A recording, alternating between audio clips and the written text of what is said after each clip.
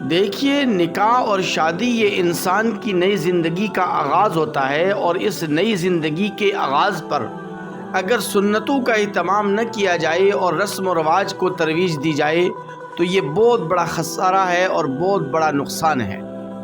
لیکن ہمارے معاشرے کے اندر نکاح کی تقریب میں ایک سنت کو ہمیشہ سے نظر انداز کیا جاتا ہے۔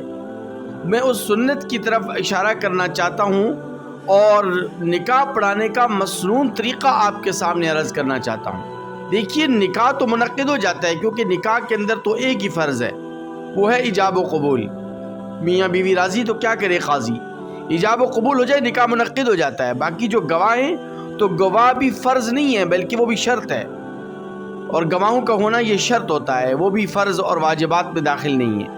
لیکن مسنون طریقہ نکاح کا یہ ہے کہ نکاح کے اندر پہلے خطبہ پڑھا جائے، اس کے بعد ایجاب و قبول ہو۔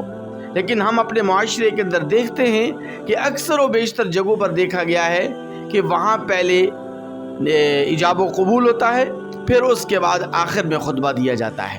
میں نے کل پرسوں سروے کیا اپنے دوست احباب سے جو نکاح خواہ ہیں یا نکاح رجسٹرار ہیں، تو اکثریت کی طرف سے یہ جواب آیا کہ ہمارے معاشرے میں اور ہمارے علاقہ جات میں پہلے ایجاب و قبول کیا جاتا ہے، پھر اس کے بعد نکاح کیا جاتا ہے، نکاح کا خطبہ پڑھا جاتا ہے۔ تو یہ طریقہ خلاف سنت ہے۔ غنیت الطالبین میں پیران پیر محبوب سبحانی شیخ عبد القادر جیلانی رحمۃ اللہ نے لکھا ہے کہ پہلے خطبہ پڑھنا مسنون ہے، اس کے بعد پھر ایجاب و قبول ہو، اور ایجاب و قبول کے بعد پھر آخر میں دعا کر لی جائے، تو یہ مسنون طریقہ ہے اور یہ افضل ترین طریقہ ہے۔